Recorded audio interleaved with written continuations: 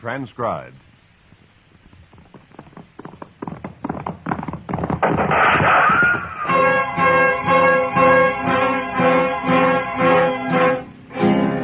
Around Dodge City and in the territory on west, there's just one way to handle the killers and the spoilers, and that's with the U.S. Marshal and the smell of Gunsmoke.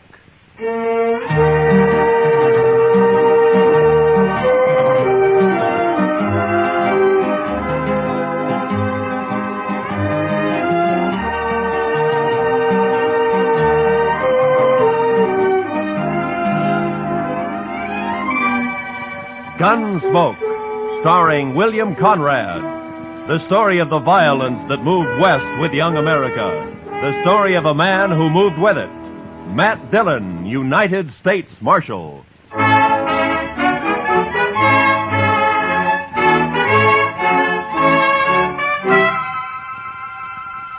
It had been some time since we'd had any real trouble. Anything more than throwing a few juiced-up cowboys in jail to sober up for a few hours. And I liked it peaceful for a change. And I hoped that it'd stay that way. Well, that morning I'd gone to take a few catfish out of the Arkansas. When I got back to the office, I found a note from Chester saying he's at the Alafraganza having a beer.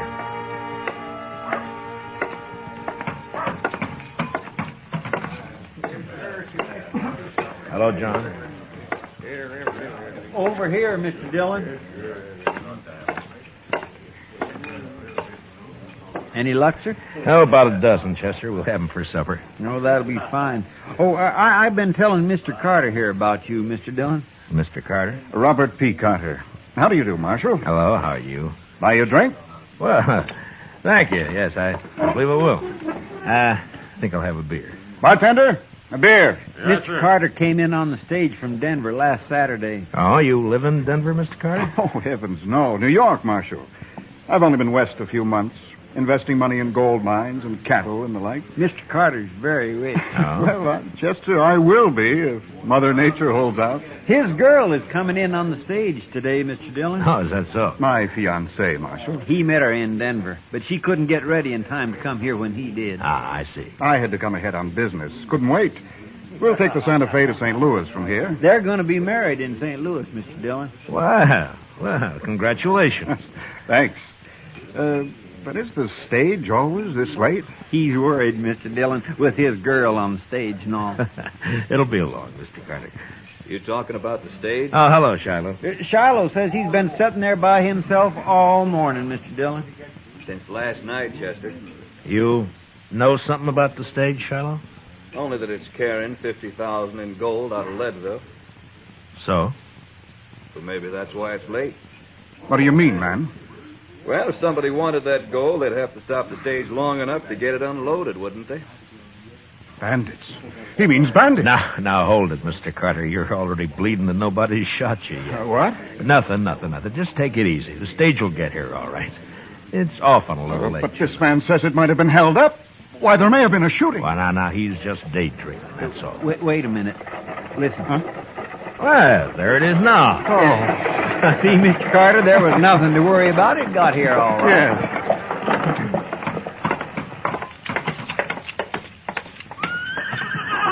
Marshal! Hey, Marshal, come here. What is it, Jim?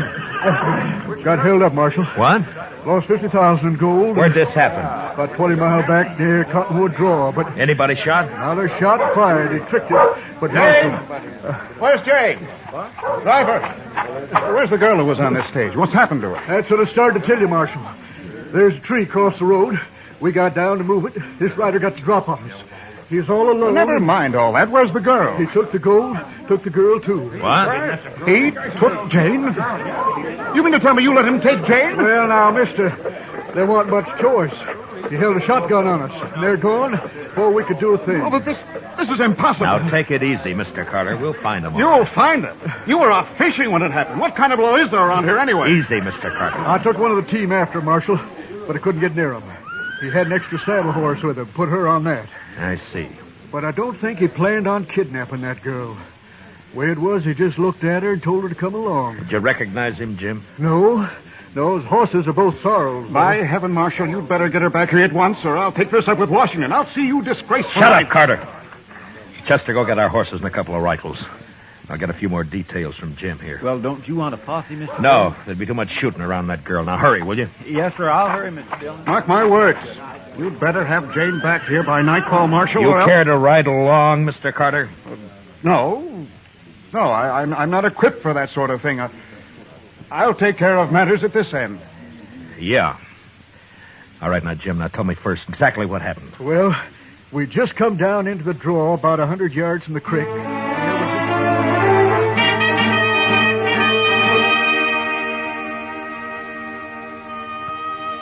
The blood-red sun was drooping over the edge of the prairie when Chester and I reached Cottonwood Draw. We rode hard until night fell, and then we had to stop and wait for daylight. But with morning, we drew a heavy rain that washed out every track. We rode on anyway. For the next 3 days, we scouted a big piece of that country. But it was hopeless. Finally, we headed back to Dodge, empty-handed.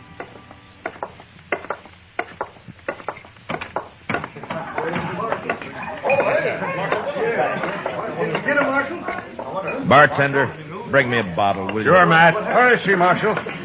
Is she all right? Carter, I'm sorry. What? You mean you didn't find them? Rain washed out their trail first morning. We never picked it up again. They could be anywhere. You came back without her. We did what we could, Carter. Now we'll just have to wait for word of some kind. He'll be seen sooner or later. Wait. Well, I won't wait. This will cost you your job, Marshal. I promise you that. Look, Carter, if it'd make you feel better, why don't you ride out yourself? It isn't my job to keep the law around here, Marshal. It's yours. Yeah. Say, Marshal, Yeah, what is it, Shiloh? Big Kate wanted to see you when you got back. Asked me to tell you. Big Kate? Oh, all right, thank you.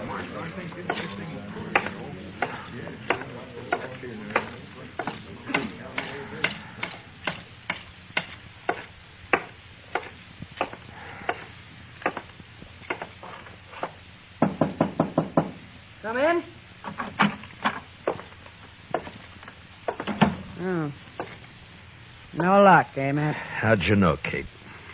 I can tell by looking at you. Yeah, it's thousands and thousands of miles, that prairie.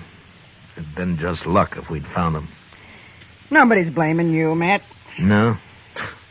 Carter is. And I suppose it's hard on him. His fiancée and all that. Carter's no good, Matt. Well, I never liked him, but I suppose that doesn't matter. And I'll tell you why he's no good. Huh? You know something, Kate? Carter's been drunk a lot while you were out. He was bragging to one of the girls last night. Bragging? What, about what? Not much, to my way of thinking. Well, go on. Well, to make it short, seems Jane's father got into a big deal with Carter up in Denver. Yeah? Carter got him tied up good and then threatened to ruin him. Oh, well, so what happened? He didn't ruin him. He took Jane instead. Yeah. Well, maybe she likes him. You don't know much about women, do you, Matt? You think a Boughten bride is likely to be in love with the man? So that's what I have to bring her back to. Well, what are you going to do about it? What can I do, Kate? You just have to wait and see what turns up.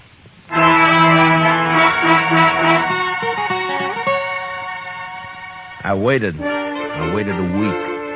Carter was drunk the whole time, telling everybody how he was going to fix me good. I'm not doing much about it, except stay out of my way. And things were fairly quiet. Chester and I spent most of our time in the office.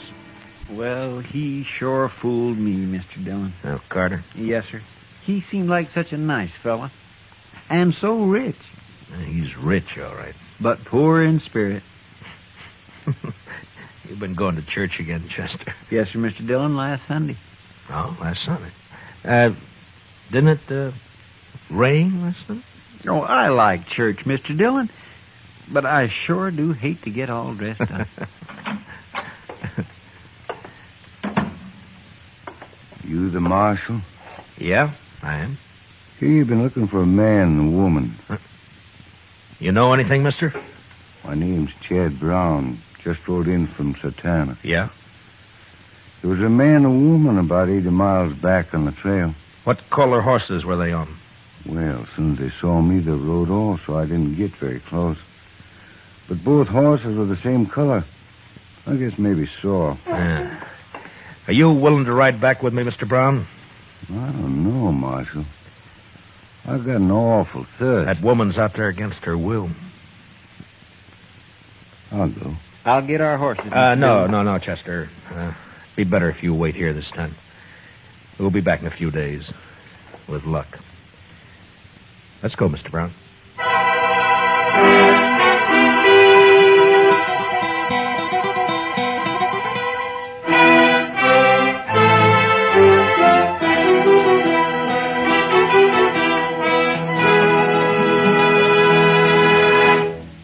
We will return for the second act of Gunsmoke in just a moment. But first, Frank Fontaine now brings you comedy with 4 members of the Frank Fontaine family, guest stars, and a delightful cast of entertainers. Sunday nights on CBS Radio. Listen in for the Frank Fontaine Show tomorrow night. It's refreshing summer listening. So, just for fun, try the Frank Fontaine Show tomorrow night on CBS Radio. Now, the second act of Gunsmoke.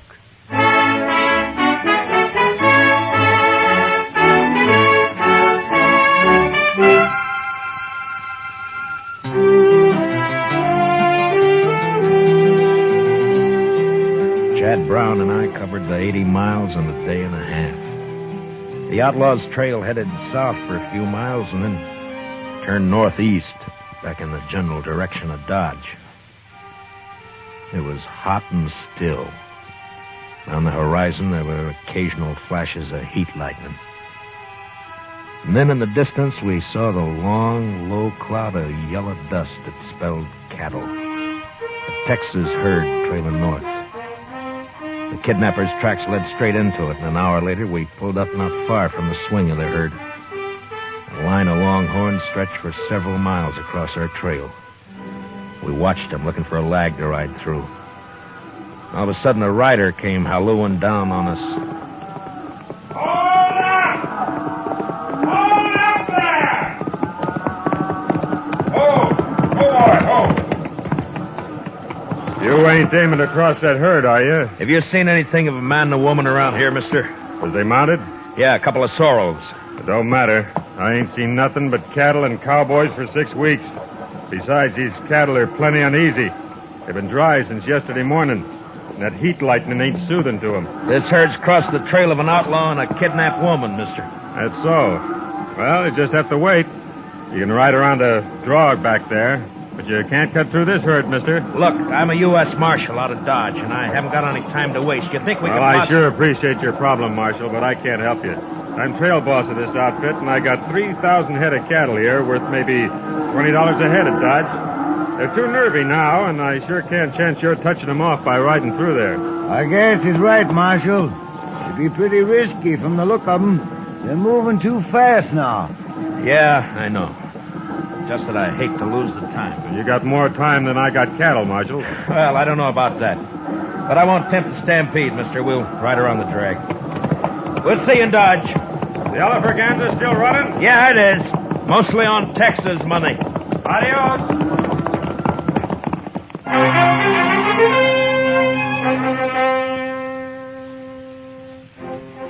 We rode down along the herd and back up the other side, about a 4-mile detour.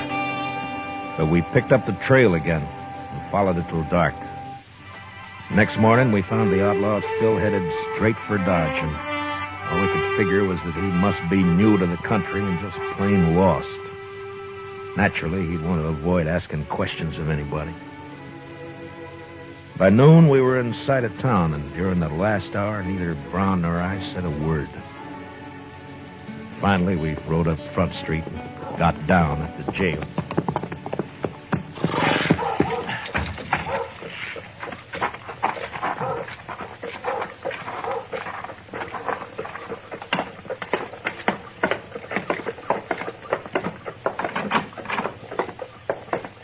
Dillon?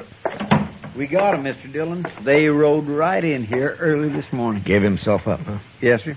I got the man locked up in back, and the money is over at the bank. Oh, good. How's the girl, Chester? Oh, she's fine. A little tired, but fine. Yeah. Well, what's his story? Who is he? He calls himself Scott Cooley, but he won't say anything more at all, Mr. Dillon. I just gave up on him. I thought I'd better wait for you. All right. I'll talk to him first, and then I want to see the girl. Where is she? I didn't like it, Mr. Dillon, but I didn't see what I could rightly do about it. What do you mean? What happened? Well, she sure didn't want to go with him, but that Mr. Carter came here and just the same as dragged her off. She went finally, but I sure don't like it. Well, they didn't leave Dodge, did they? Oh, no, sir. There's no train till tomorrow. They're at the hotel. Oh, all right. I'll go over there later, Chester.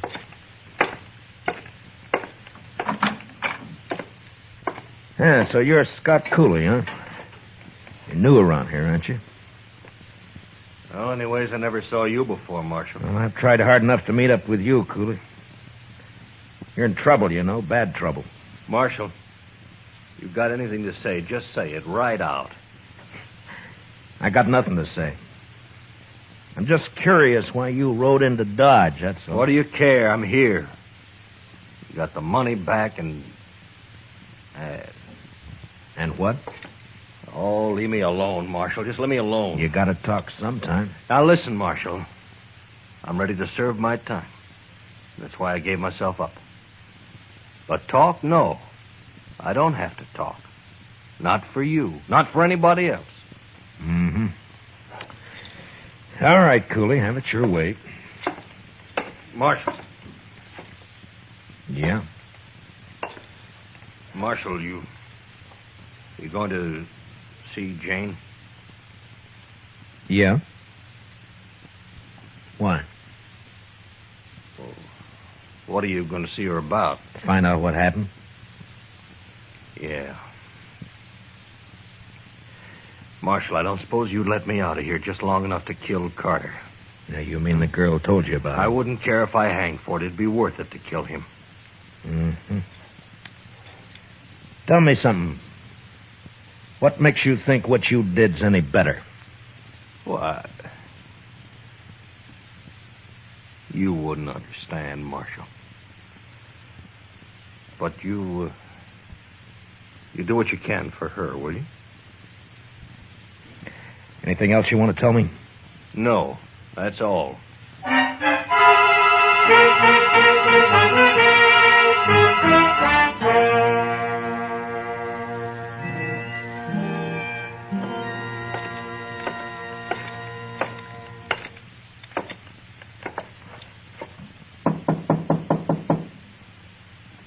Who is it?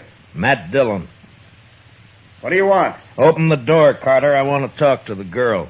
Some other time, Marshal. You want me to kick the door open?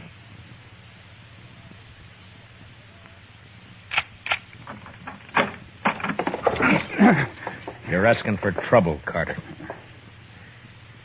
How do you do, miss? I'm Marshal Dillon.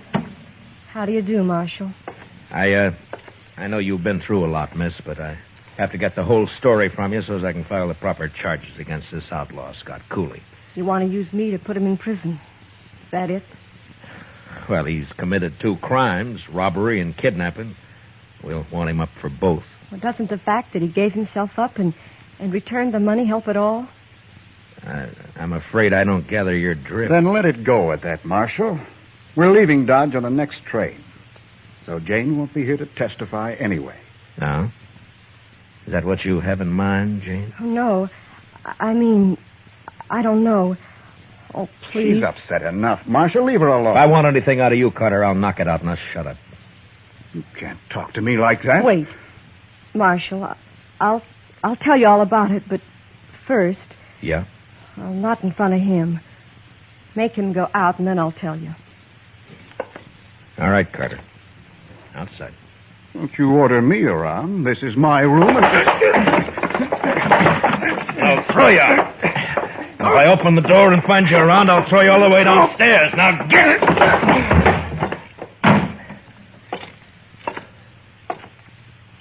All right, now. Jane, you can talk. Can I trust you, Marshal? Really trust you? Well, That's up to you. But I'll tell you this, I know about Carter. About you and Carter, that is. Then you know how I hate him. Yeah? But right now I'm curious about this kidnapping. What happened? Why did Cooley give himself up? Because we decided we couldn't live being hunted down the rest of our lives. Ah, so you were in on it with him, huh? No, Marshal. The first time I ever saw Scott Cooley was when he held up the stage. I'd like to believe that. Well, very simple, Marshal. I love Scott Cooley. What? I love him. Oh, now look, Jane, girls like you just don't go around falling in love with outlaws. Don't they, Marshal? No, they don't. I did. Then either you're crazy or you're lying to me. And if you weren't a woman, I'd throw you in jail right along with him. I'm a woman, Marshal, but I've no objection to going to jail with Scott. Oh, then you admit you're his accomplice. No.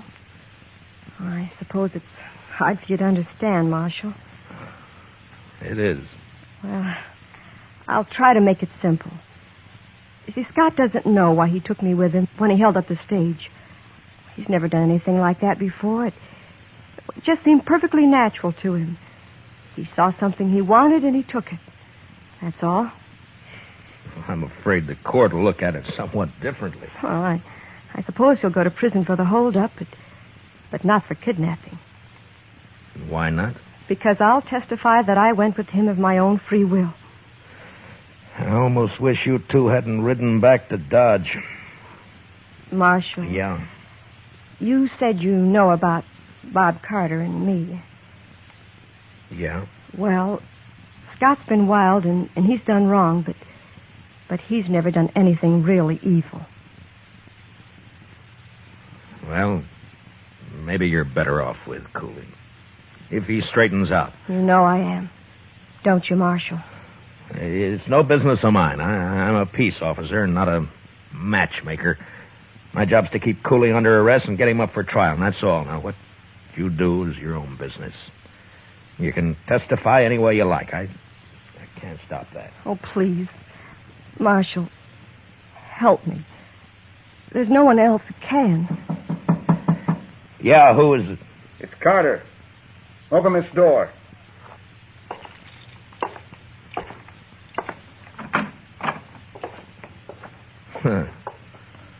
Well, gentlemen. There are 4 of us here, Marshal. We figure you've talked to Jane long enough. Yeah, I think I have, Mr. Carter. You're leaving. Yeah, we're leaving. Are you ready, Jane? Oh, thank you, Marshal. Yes, I'm ready. Jane isn't going with you. I've just put her under arrest. Under arrest? I arrest anybody I think needs arresting, Mr. Carter, and I'm not in the habit of explaining why. There's a law about that, You're Marshal. in Dodge, Mr. Carter. Come along, Jane. You can't do this, Dillon. We won't stand for it. Ah, you're a fool, Carter. I know these 3 bums you got with you, and they don't want to draw on me any more than you do. You fed them some liquor and promised them more. For that, they'll do anything but face me in a gunfight. Am I right, boys? Huh? Well, I take it I am. All right, now get out of my way. You go first, Jane. You stay here, Jane. Take your hands off her, Mr.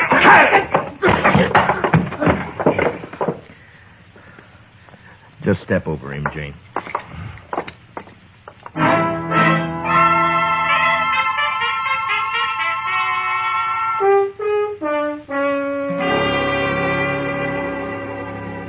Mr. Dillon, I don't like to say anything. Well, then don't, Chester. But I can't help it, Mr. Dillon. This is the first time you've ever jailed a woman, and I just don't like it. Good. What? I don't like it either, Chester. What's this all about, Mr. Dillon? Chester, Jane and Cooley are in love. My. Don't look so dewy-eyed about it. Cooley's got to stand trial yet, you know. I want no part of this, Marshal. Now what, Shiloh? I never did like that Carter. Well, what's he up to? Oh, sir, he's drunk and he's buying liquor for everyone. He's making a lot of talk. There's about 20 men with him now. Where? Texas Trail. Nobody likes it about this girl. Looks like they'll come over here and try to bust her out of jail. Chester. Yes, sir? Those horses still out back? Yes, sir. I was going to put them away later. No, leave them. Now, will you get over to the Texas Trail and stall those men for a while? Huh? All right, Mr. Dillon. Come on, Shiloh. Not me. I'm going to bed. I got 2 drunk last night. Got the word to get out.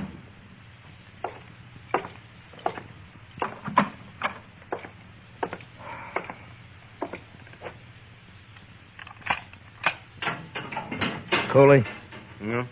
come on out. What is this, Just Marshal? hurry it up, will you?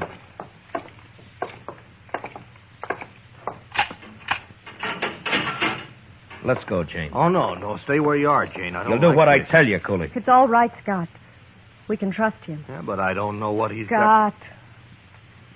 Well. All right, Jane, if you say so. All right, now out back. Here, that way. Now, come on, let's move.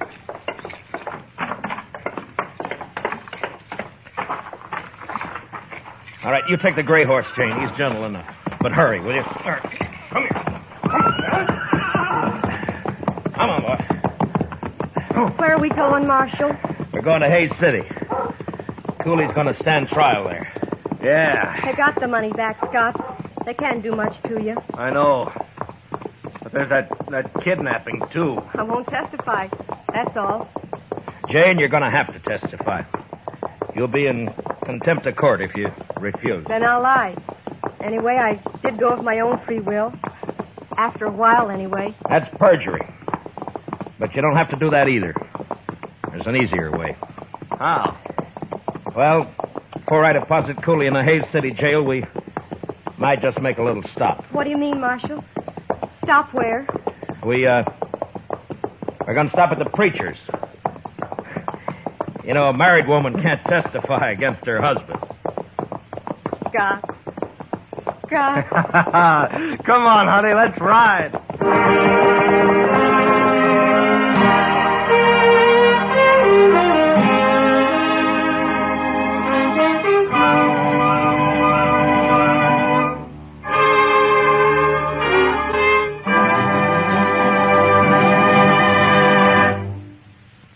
Gunsmoke, transcribed under the direction of Norman MacDonald, stars William Conrad as Matt Dillon, U.S. Marshal. Tonight's story was especially written for Gunsmoke by John Meston, with music composed and conducted by Rex Corey.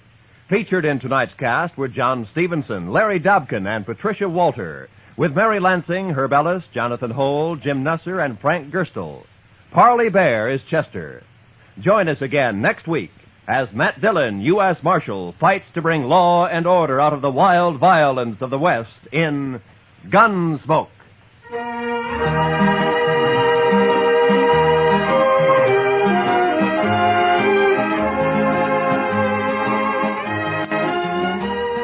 Tomorrow, a new feature is added to CBS Radio's On a Sunday Afternoon program when Eddie Gallagher introduces the Main Street Music Hall with handsome Bob Carroll and pretty Eugenie Baird as your singing stars. On a Sunday Afternoon is heard on most of these same CBS radio stations. This is Roy Rowan speaking.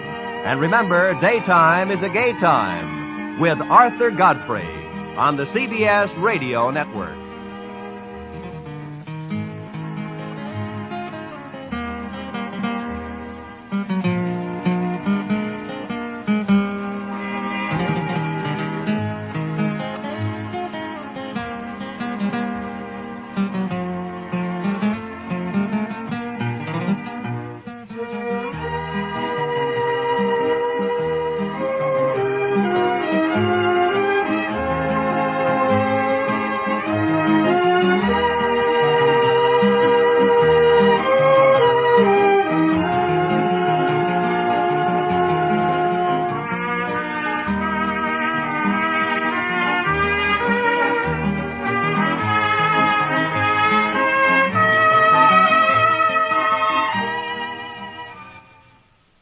There's just one Schlitz, yeah, nothing else comes near. When you're out of Schlitz, you're out of beer.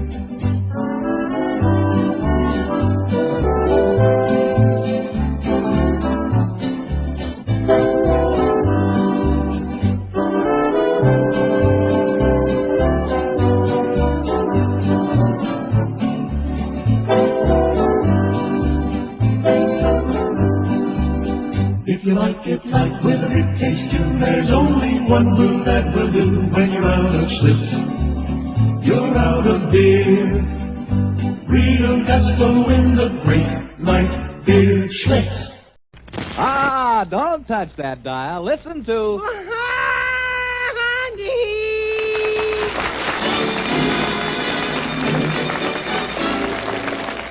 Yes, folks, it's another half hour of fun with Blondie and Dagwood, with Arthur Lake as Dagwood, Ann Rutherford as Blondie, and Hanley Stafford as Mr. Dithers.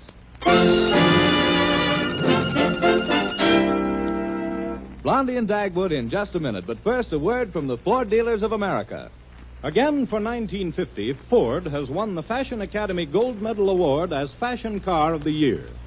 Listen to what Mr. George I. Hutchings, a fireman from Des Moines, Iowa, one of the more than 230,000 happy owners, said about his 50 Ford.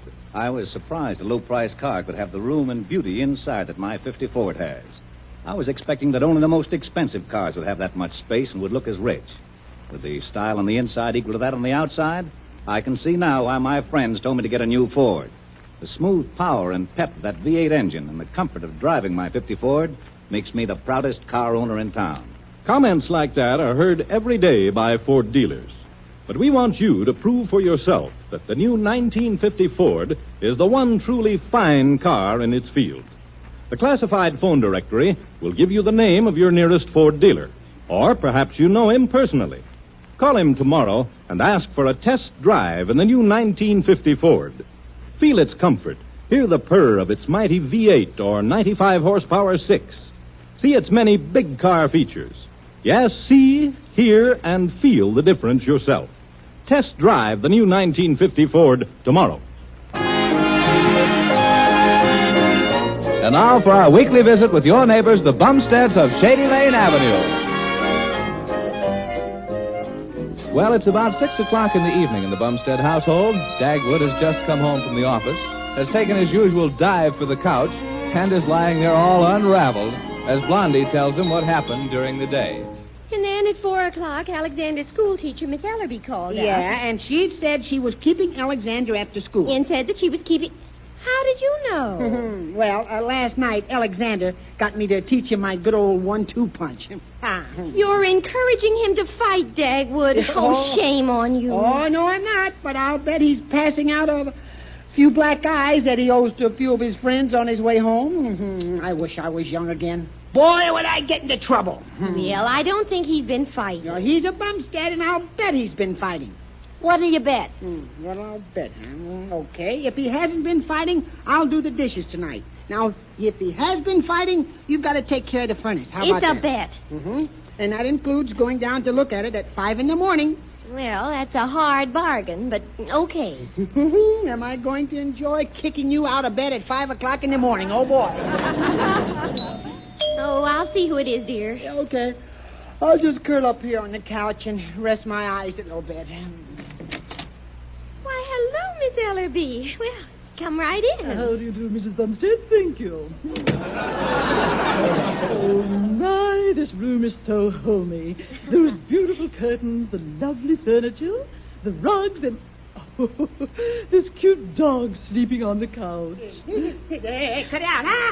You're tickling. Hey, get your hands off me. Now, stop. It's not a dog, it's a man. Yes, Miss Ellerby. This is my husband. How do you do, Mr. Bumstead? Yeah. Hello. You know, lying there with your tan suit on, looking at me with those big brown eyes, I was sure you were a Great Dane. Yes, I just couldn't help scratching your ear. Stop that. I beg your pardon, Mr. Bumstead. There's just such a resemblance. Oh, thanks. Miss Ellerby, you usually come to see us when something's wrong with Alexander's schoolwork. I hope it's not that tonight. Mrs. Bumstead, au contraire. Yeah, I said au contraire. That's French for heck no. Thanks. I wonder if Alexander has told you about his desire to be an actor. Oh, yes. You see, at school we're having a little dramatic offering. Oh, how wonderful. Yeah. If this offering is like the last dramatic offering, we'd be smart to refuse it. Mrs. Bumstead, Alexander has a brilliant talent. I don't think I'm overestimating his acting ability when I say he'll captivate his audience and lay him in the aisles. That's nice.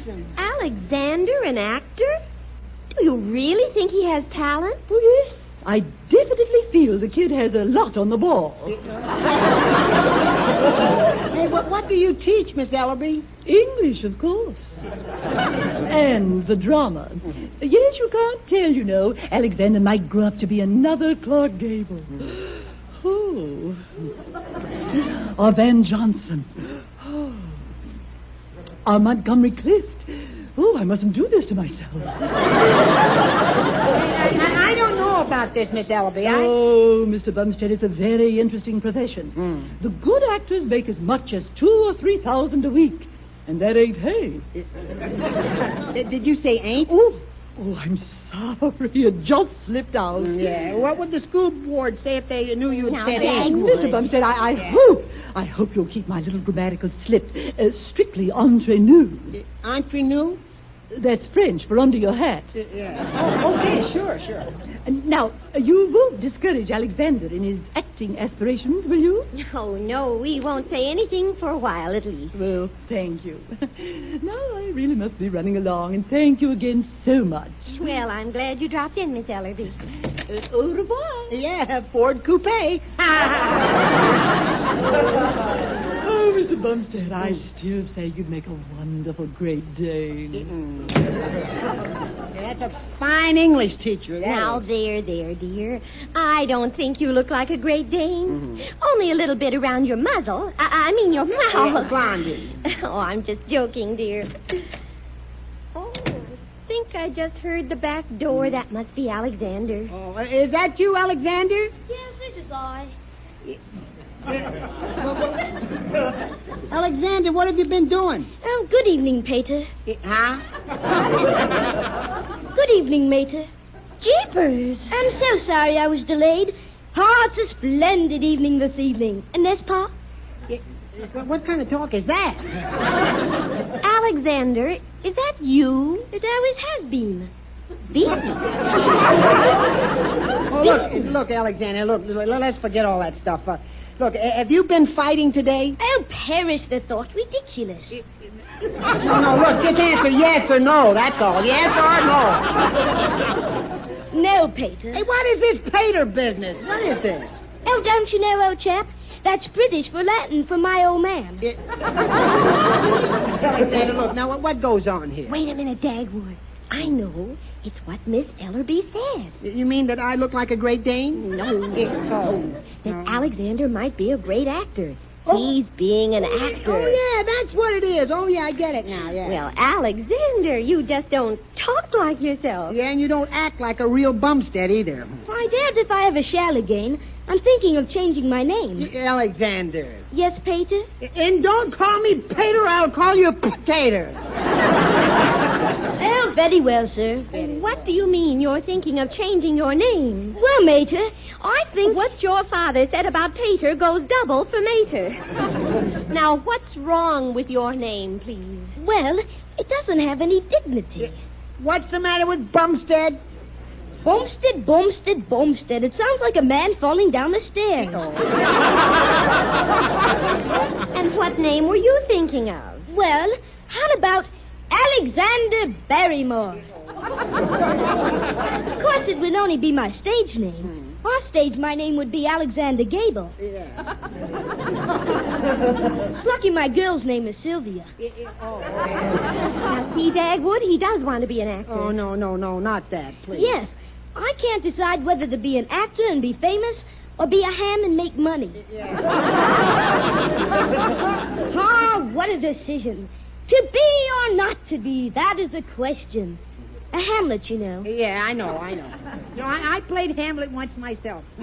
I walked on the stage in tights and the audience laughed, and then I bent over and they split. Then I read my line. Parting is such sweet sorrow. And my pants came down with the curtain. Dagwood. Yeah. Now tell us all about this, Alexander. Oh, it's really nothing, except that you're looking at the star of the school play. Oh, my. Miss Ella being out of sight that I was the most talented actor in our school. Hmm. And about my fighting, Pop. Oh, yes. I won't be in any more fights. Huh? I wouldn't dare take a chance of marring my classic features. You may not be an actor, but you're already a ham. More like his father every day. Well, I've got to go upstairs for a moment now. I wish to see if I can put a little romantic wave into my hair. Tell me when dinner's. Holy smoke.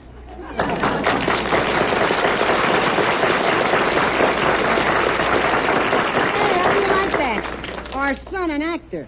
My, you'd think he was a star already. I've never seen him put on such airs. And if he turns out to be good in the play, he probably won't even speak to Yeah, us. imagine Alexander Barrymore. Well, we'll just have to see what happens. But don't you forget now, tonight you wash the dinner dishes. And be sure you don't break any. Yeah, what are you going to do, Blondie? I want to do what you usually do. Oh, you do, huh? Well, let's see. Well, I sit in a big chair with my paper and get real comfortable and loosen my suspenders, and you can do the best you can.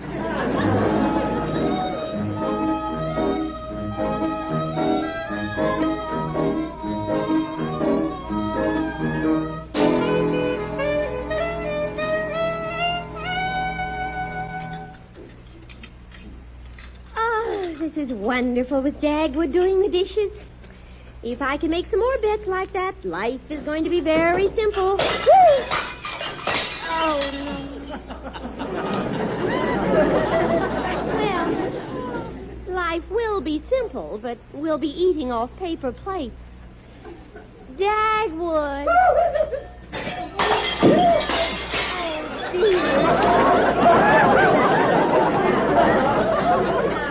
See what you made me do? Now, Dagwood, that was your fault. No, it wasn't. You shouldn't buy such slippery soap. Dishes are leaping out of my hands all by themselves. Well, what did you break? Well, you know that gravy boat? Yes. Well, no one will ever sail in it again. Yeah, it's a complete shipwreck. Well, that's too bad. Yeah.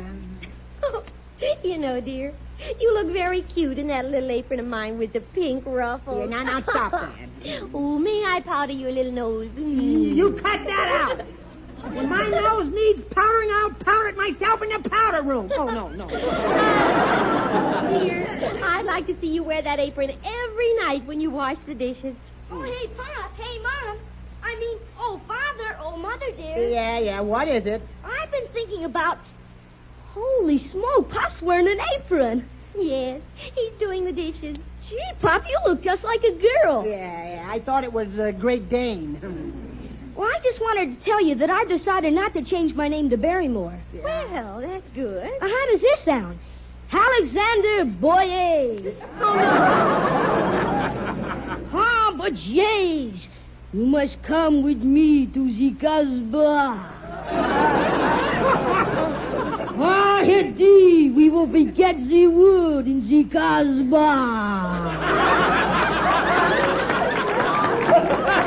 How's that?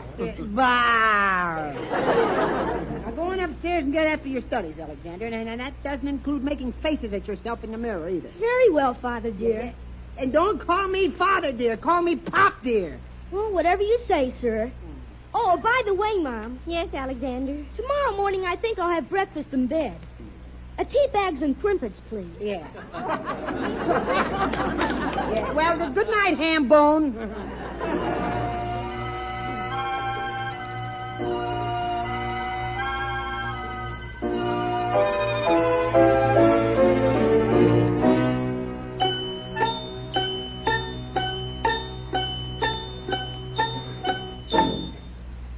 Oh, boy, it's midnight.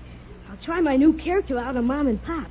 I'll talk in this wastebasket so it'll make my voice sound hollow and gruesome. Oh, boy, they both sound asleep. I'll hide down at the foot of the bed where they can't see me.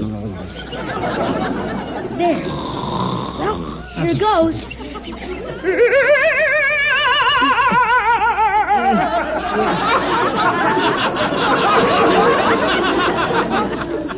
What did you say, Blondie? Hey, what's that? What's that? What was what, Dagwood? I heard something awful. It was probably a mouse. It sounded more like a moose. Oh, nonsense. You probably woke yourself up with your own snoring. Yeah, well, I don't snore that loud.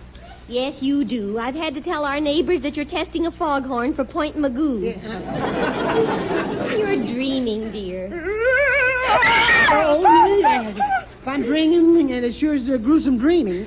Dagwood, what was that? Yeah, well, I happen to ask you first. That all I know is that I'm scared silly. Well, turn on the light. I'd rather not. But somebody or something is in the room. That's why I don't want to turn on the light. I'd rather not see it, Blondie. Well, I'm going to turn on the light. Dagwood, do you see anything? Dagwood, do you see anything? How can I? I've got my head under the covers. Well, I don't see anybody. Guess it must be just our imagination. Well, I'll turn the light off and let's get back to sleep. You cannot escape your doom. Oh, that did it. Who's there? Evil spirit of Kaloum. Your doom is here. Get down on your knees and say your pajamas. I mean, say your prayers. Alexander Bumstead. No, I'm Alexander Karloff. Alexander Bumstead. Where's that light switch? Well, how'd you like that bit of acting? Oh, Dagwood, I want you to take Alexander into his room and give him a... Dagwood? Dagwood? Alexander, look what you've done to your father. He's fainted. Get some water. Gosh, what a tribute to my acting ability. I laid him in the aisle.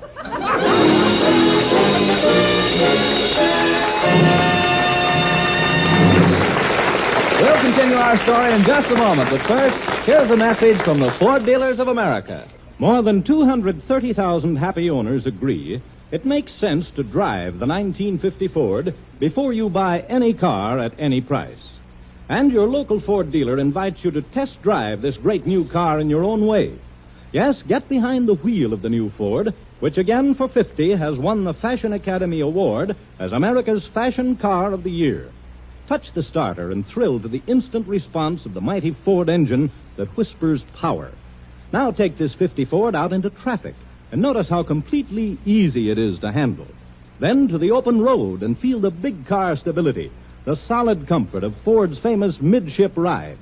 Then glide to a smooth, even stop with Ford's king-size brakes. You'll agree that in every way, here is the one truly fine car in its field. So call your nearest Ford dealer tomorrow.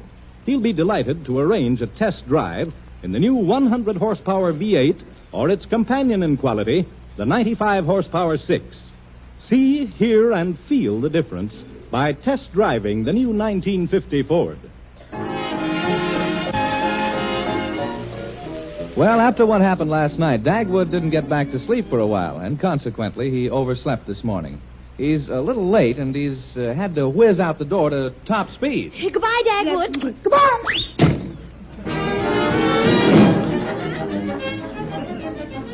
Well, it's almost 9 o'clock, and he's not here yet. This morning, he's going to be late for sure.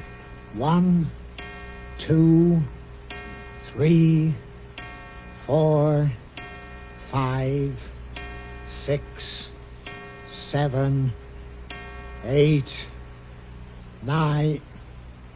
Well, there's 8, but where's 9? Come on, you crooked clock. Strike 9 or I'll take you apart and give you the works. I made it. There. Bumstead! What? Why is it that clock always waits for you? Oh, that's very simple, Mr. Dithers. I run very fast. And according to Einstein, time approaches zero when the velocity of a mass approaches the speed of light. Well, you're a mass, all right. Mr. Dithers, yes. Blondie wanted me to discuss a little something with you this morning. My answer is no, if it's about a raise. No, it isn't about a raise. Oh, well, in that case, it Just sit down and rest your brain. Yes, thank you. Now, I have a problem. Well, what's unusual about that? I got a problem, too. I've been married to it for 24 years. No. This is about Alexander. You know, he wants to be an actor. You know, I was an actor when I was a boy. Yeah? The romantic type, of course. Mm-hmm. Women used to swoon when I'd quiver my nostrils. Yeah. Imagine that. Mr. Dithers, did you know Shakespeare? Why, certainly. Out, brief candle.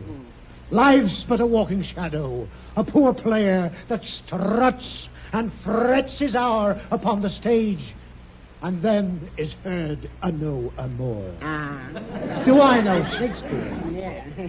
Yeah, but I meant, did you know him personally? Bumstead, Shakespeare died in 1616. Oh, excuse me. That's before your time, I guess, yeah. I was very small, yes. Yeah. Yes, sir, I was a wonderful actor.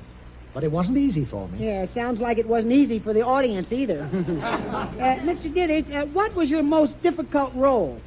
Trying to make 10 the hard way. Oh! You mean acting? Yeah. Oh, well, get this. Ah, darling, come with me to the Casbah. You love me, so kiss me. Mr. Dithers, I didn't know you cared. Bumstead, now, who did that sound like? Yeah, it sounded a little bit like Alexander then. Mr. Dithers, look, now, please, couldn't you just come over home with me tonight and give Alexander a little fatherly advice? Well, what's wrong with you?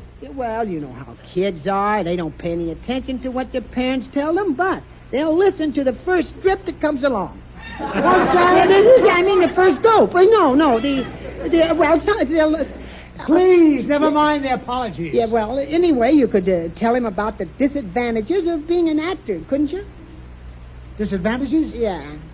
Well, actors make a lot of money and have to make love to beautiful women and have big homes with swimming pools. Mm-hmm.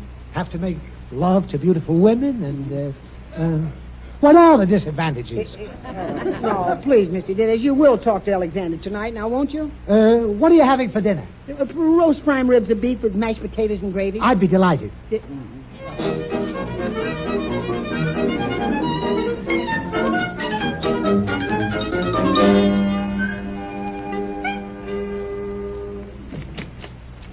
Hello, dear. Hello, Mr. Dithers. Hi, honey. Hello, Blondie. Mr. Dithers. Well. So this is the vest pocket James Mason. Mr. Dithers, I'd like to have a little talk with you. You might at least wait until I ask you first. Well, we'll be out in the kitchen. Come on, Dagwood. No, I think I'd rather... Dagwood. Alexander, I understand that That's what I wanted to talk to you about, Mr. Dithers. You're a man of the world, aren't you? Well, I've been around, if that's what you mean. You catch on. You see, as an actor, I may have to play that I'm sort of devil-may-care type. You know, a whirl with the girls. I thought you might be able to give me a few pointers. Alexander, you come to the right man. What's the first approach, J.C.? Well, first you... J.C. I mean, Mr. Dithers. That's better. Well, first you flatter the girl. If she's beautiful, tell her she's the most beautiful thing you ever saw. Tell her that compared to her, Ava Gardner looks like Gravel Gertie. Well, what do you do about homely girls? You avoid them. Is that all? Is that all? I could go on the subject for women for 3 or 4 hours. Well, go on, Mr. Dithers, go on. Well, now, suppose you have a pretty secretary, and there she is taking dictation.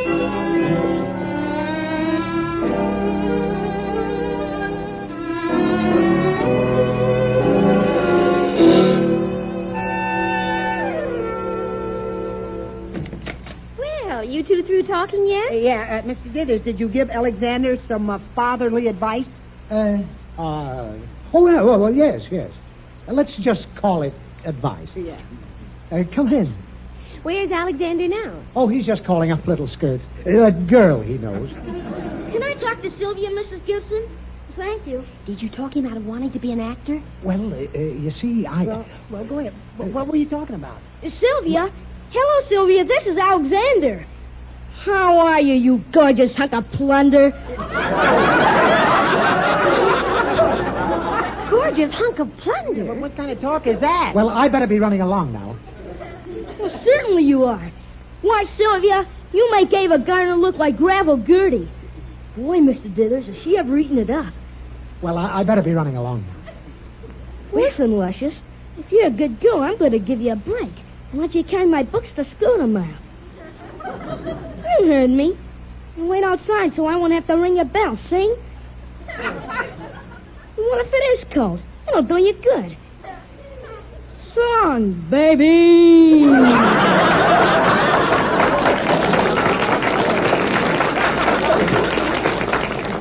See you later, fellas. Mr. Dithers! Yeah, well, what kind of fatherly advice was that?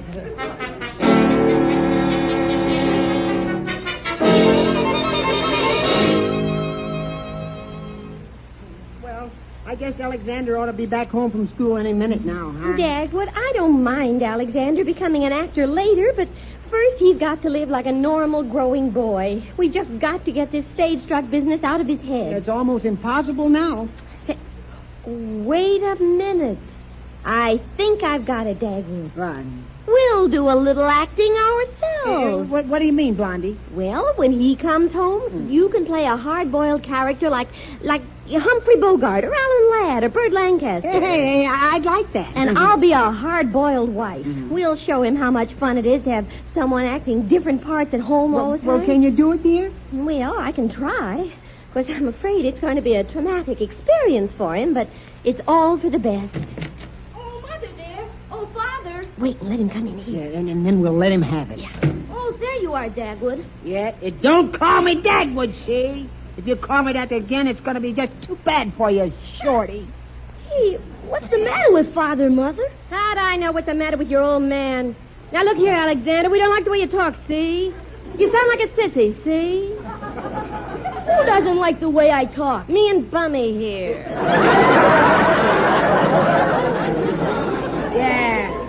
Yeah, another thing. None of that panty-waist talk or we'll fan your pants with a baseball bat, see? Holy smoke!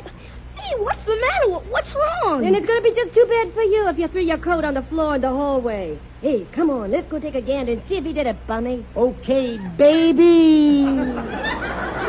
I brought someone home with me. Yeah. Good afternoon, Mr. Bumstead. Yeah. Who's this gorgeous dame here? Come here, you beautiful hunk of junk. I'll bite you on the neck. Great leaving. Get me out of here. Oh, holy smoke. That was Miss Elby. Oh, my. What did I say, Blondie? Oh, Dagwood. Gee, you scared her out of the house. Yeah. What will she think of us now? Well, I don't know what to think of you myself. I just came home to tell you that I decided to give up acting. Yeah, why didn't you tell us that before? Well, you see, they're starting a special gym course in judo, and I can't act in the play and take the judo stuff, too. Well, that's a relief, Alexander. Yeah, it certainly is. It's more like it, son. I like to have you learning a few self-defense tricks. What sort of tricks are they teaching you, dear? Well, here's one, Mom. I slip behind Pop like this, crouch down, grab his coattails, and pull right there. Oh, that's nice. Wow! Now,